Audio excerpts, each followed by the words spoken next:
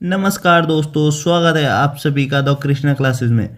तो दोस्तों 5 मिनट का जो 25 क्वेश्चंस के क्विज थे वो कंप्लीट हो चुके हैं, 25 सेट।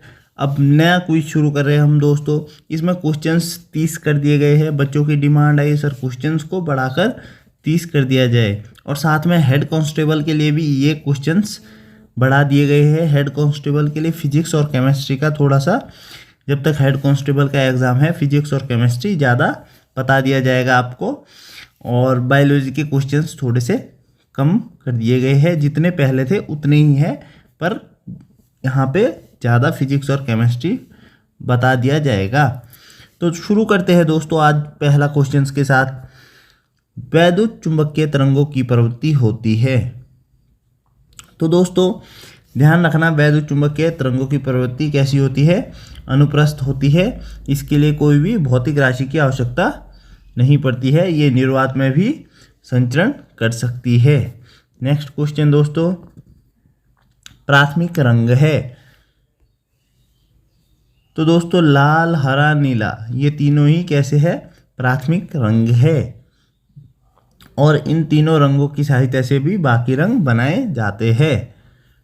नेक्स्ट बढ़ेंगे दोस्तों, विमाहीन राशि है। तो दोस्तों आपेक्षिक घनत्व एक विमाहीन राशि है। इसका कोई मात्रक नहीं है दोस्तों। किसी कुचालक माध्य का परावैद्युतांक k हो सकता है। दोस्तों आप सभी को पता है कुचालक का परावैद्युतांक +1 से ज़्यादा का रहता है। तो यहाँ पे +1 से ऊपर सिर्फ एक डिजिट है, 6, तो उसका परावैद्युतांक, कुचालक का परावैद्युतांक 6 हो सकता है। नेक्स्ट, मोम जल में तैरता है परंतु अल्कोहल में डूब जाता है। क्योंकि दोस्तों क्या होता है, जल का घनत्व अल्कोहल से अधिक होता है, जिसके कारण क्या है, मोम जल में तैरता है और अल्कोहल में डूब जाता है। नेक्स्ट क्वेश्चन दोस्तों, वोल्टेज, करंट और डैश डैश के संदर्भ में विद्युत सर्किट का वर्णन किया जा सकता है। तो दोस्तों साथ में क्या होता है, प्रतिरोध के संदर्भ में विद्युत सर्किट का वर्णन किया जा सकता है। रॉकेट किस सिद्धांत पर कार्य करता है? तो दोस्तों रॉकेट संवेग संरक्षण के सिद्धांत पर कार्य करता है। इस सिद्धांत के अनुसार यदि वस्तुओं के निकाय पर बाह्य बल आरोपित ना हो, वस्तु के निकाय पर बाह्य बल आरोपित ना हो, तो संयुक्त निकाय का कुल संवेग संरक्षित रहता है। इस तरह से रॉकेट कार्य करता है। नेक्स्ट दोस्तों, किसी एक समान चुंबकीय क्षेत्र में एक इलेक्ट्रॉन अथवा आवेशित कण क्षेत्र के लंबवत प्रवेश करता है तो इलेक्ट्रॉन का पथ होगा। तो दोस्तों आवेशित कण जब चुंबकीय क्षेत्र के लंबवत प्रवेश करता है तो इस पर चुंबकीय क्षेत्र के कारण लगने वाला बल क्या रहता है दोस्तों? F = QB sin 90 = QB। इस बल की दिशा सदैव गति की दिशा के लंबवत होती है, अतः कण ऐसे बल के प्रभाव में गतिमान है। ठीक है दोस्तों, जिसका परिणाम कैसा रहेगा? जिसका परिणाम नियत रहेगा, परंतु जिसकी दिशा निरंतर बदलती रहती है। मतलब कि दिशा बदलती रहेगी और इसका परिणाम कैसा रहेगा? नियत रहेगा। जिसके कारण क्या है, जो चाल होगी v कैसी हो जाएगी? वृत्ताकार हो जाएगी। तो इसका आंसर क्या रहेगा दोस्तों? इसका आंसर रहेगा v, वृत्ताकार। और मैंने बता दिया कौन सा फॉर्मूला है, F = QVB sin 90 degree = QVB। ठीक है दोस्तों, ध्यान से देखिएगा इसको। आगे बढ़ते हैं, जीवाश्म ऊर्जा का स्रोत है। तो दोस्तों इसका आंसर है C, कोयला। दोस्तों क्वेश्चंस को पॉज कीजिएगा, फिर उसके बाद आप कर सकते हैं। ठीक है। नेक्स्ट, निम्नलिखित में क्षारीय धातु है।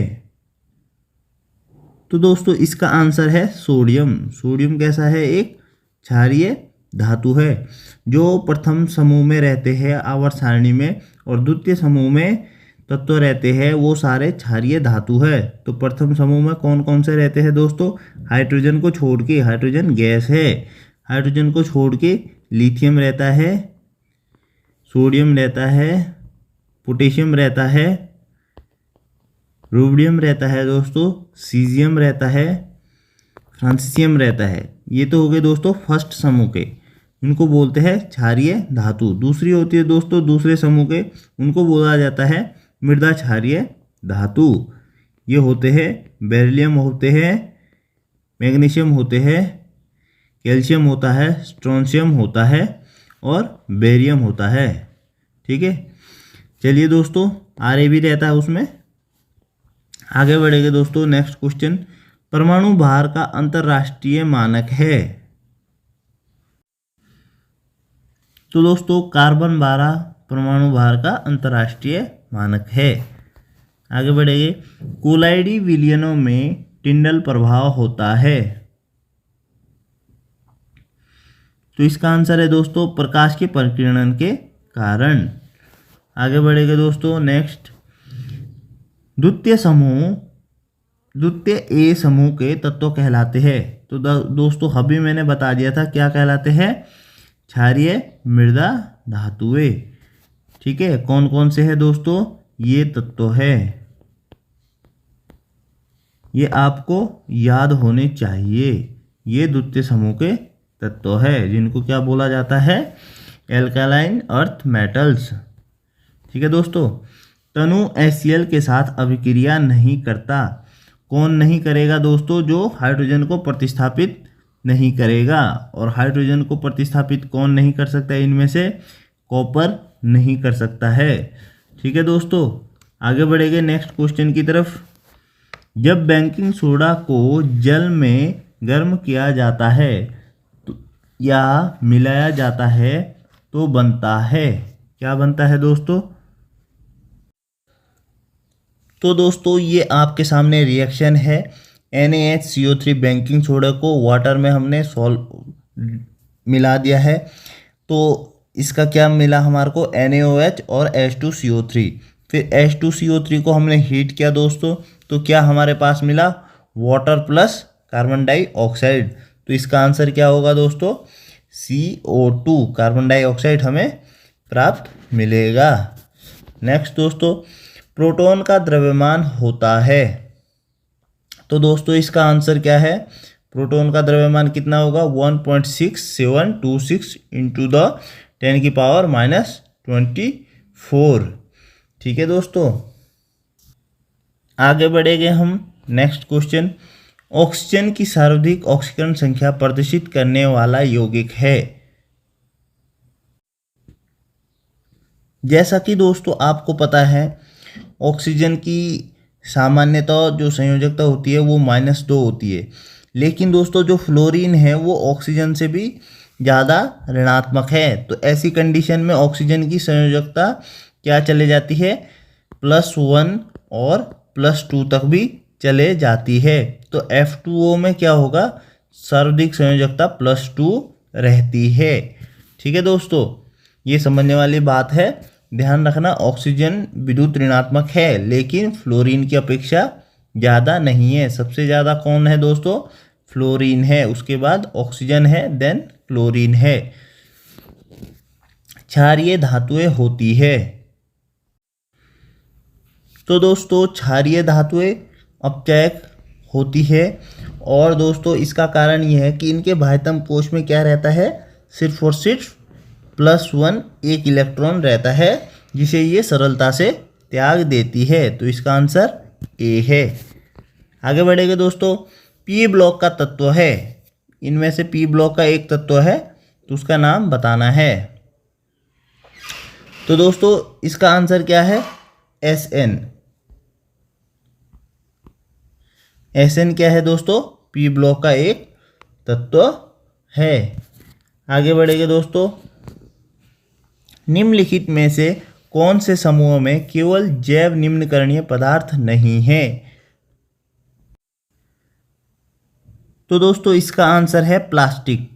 प्लास्टिक क्या है दोस्तों, अजैव निम्नीकृत पदार्थ है, जो कि किससे क्या किससे बनाया गया है? मानव द्वारा एथिलीन के बहुलक से। ठीक है दोस्तों, पॉलीथीन। तो ये इसका आंसर हो गया बी। नेक्स्ट बढ़ेगा दोस्तों, संघ मोलस्का के जंतु का शरीर विभाजित होता है। विभाजित होता है। ठीक है दोस्तों, एक साथ लिखा गया है, स्पेस गायब हो चुका है। तो इसका आंसर है दोस्तों सिर, पेशीय, पाद व विसरल कुबड़ में। ठीक है दोस्तों, नेक्स्ट आगे बढ़ेगा दोस्तों, कचरे में एक कार्बनिक अपशिष्ट होता है। तो इसका आंसर दोस्तों क्या होगा? इसका आंसर रहेगा सब्जी का छिलका। सब्जी का छिलका वो किसका उदाहरण है? एक कार्बनिक अपशिष्ट का उदाहरण है। ठीक है दोस्तों, अपशिष्टों के जो घटक होते हैं वो इनको किस में बदल देते हैं? CO2, जल, मीथेन आदि के रूप में विघटित कर देते हैं। आगे बढ़ेगा दोस्तों, मटर के लाल पुष्प का संकरण सफ़ेद पुष्प से कराने पर प्रथम पीढ़ी में लाल पुष्प उत्पन्न होते हैं। यदि दूसरी पीढ़ी में कुल 50 सफ़ेद पुष्प वाले पौधे प्राप्त होते हैं तो लाल पुष्प वाले पौधों की संख्या होगी। दोस्तों आप सभी को बता देता हूं मैं एक बात, सीधी सी बात, F2 पीढ़ी में जो रेशो रहता है दोस्तों वो प्रभाविता के नियम में कितना रहता है? 3:1। ठीक है, 3:1 रेशो रहता है। तो क्योंकि लाल है तो लाल का ये बोल रहा है दूसरी पीढ़ी में सफ़ेद मिला, तो मतलब प्रभावी तो लाल ही रहा होगा, जो अप्रभावी है वो क्या रहा होगा? सफ़ेद। तो 50 मतलब 1% में आया होगा सफ़ेद। तो प्रभावी कितना रहेगा दोस्तों? 150। तो इससे रेशो क्या आएगा? 3:1। तो इसका आंसर होगा दोस्तों बी, सही। अगर आपको जेनेटिक्स समझनी है तो आप इसके लिए भी मैसेज कर सकते हैं। पारिस्थितिकी तंत्र में ऊर्जा का प्रवाह है। दोस्तों इसका आंसर है एक दिशीय। ध्यान रखने वाली बात है, जो लिंडमैन का नियम था, उन्होंने दिया था ऊर्जा का नियम 10% वाला। तो उसमें क्या था भाई, जो सूर्य से आने वाली ऊर्जा है, पौधे ले रहे हैं 10%, फिर उसको खाने वाला 10% लेगा, उसको खाने वाला 10% लेगा। तो इस तरह से ऊर्जा एक ही दिशा में नष्ट हो रही है। नेक्स्ट दोस्तों, स्थल पर कीटों की विविधता का कारण निम्न में से कौन सा लक्षण है? तो इसका आंसर है दोस्तों बाह्य कंकाल। आगे बढ़ेगा दोस्तों, निम्नलिखित में से कौन सा ध्वनि प्रदूषण का प्रभाव नहीं है? तो दोस्तों ध्वनि प्रदूषण का प्रभाव नहीं है, तो इसका आंसर है ओजोन का क्षय। ओजोन का क्षय ध्वनि प्रदूषण का क्या है? प्रभाव नहीं है। बाकी सब ध्वनि प्रदूषण से प्रभावित हो सकते हैं। आगे दोस्तों नेक्स्ट, केंद्रक का निर्माण होता है। तो दोस्तों इसका आंसर है न्यूक्लियो प्रोटीन से। ठीक है, आगे बढ़ेगा दोस्तों नेक्स्ट क्वेश्चन, एक मरीज का रुधिर विश्लेषण कार्बोक्सी हीमोग्लोबिन की अत्यधिक मात्रा दर्शाता है। निम्न में से कौन सा निष्कर्ष सही होना चाहिए? तो दोस्तों इसका आंसर क्या होगा? कार्बन मोनोऑक्साइड की उपस्थिति, क्योंकि कार्बन मोनोऑक्साइड हीमोग्लोबिन के साथ संयुक्त करके क्या बनाता है? कार्बोक्सी हीमोग्लोबिन, और इससे इंसान की मृत्यु हो जाती है। वाउचेरिया ब्रैंकफटाई के बारे में कौन सा कथन सत्य है? दोस्तों वाउचेरिया ब्रैंकफटाई से क्या होता है दोस्तों? हाथी पांव रोग हो जाता है, जिसको फाइलेरिसिस भी बोलते हैं दोस्तों। तो ये कहाँ होते हैं? मनुष्य की लसिका वाहिका में रहता है। तो ये वाला इसका बिल्कुल सही है। नेक्स्ट दोस्तों, WWF विश्व वन्यजीव कोष के प्रतीक में निम्नलिखित में से कौन सा जानवर है? WWF के उसमें दोस्तों कौन सा है? पांडा।